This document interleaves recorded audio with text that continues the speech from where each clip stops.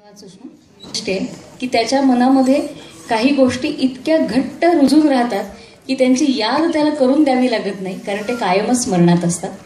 आणि काही गोष्टी त्याच्या हृदयाला इतकं जाऊन भिडतात की दाद द्या असं सांगावं लागत नाही, उत्स्फूर्तपणे ती दाद दिलीच जाते। आज आपण ज्या दोन कला साधकांचा सत्कार इथे करणार आहोत त्यांच्या बाबतीतही आपल्याला हेच म्हणावं लागतं।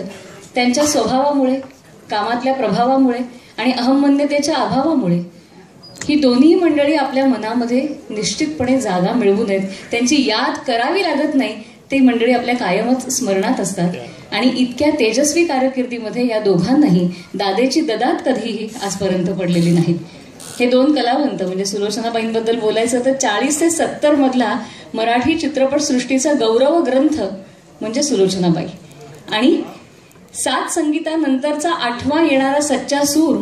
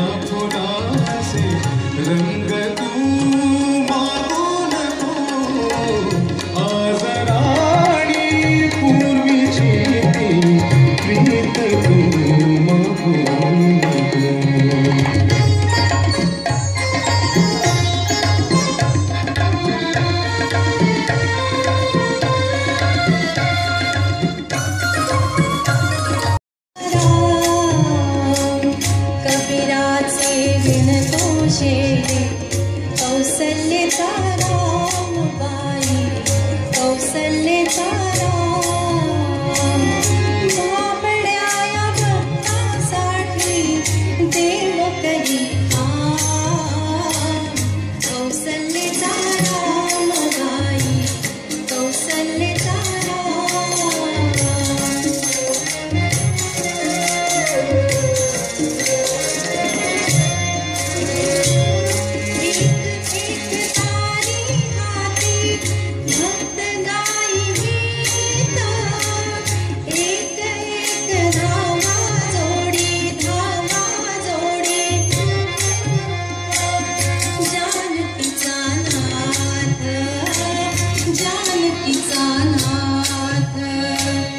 राजा घनश्याम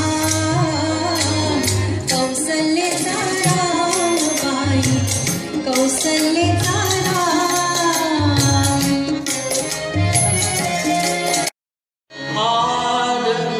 आनंदाने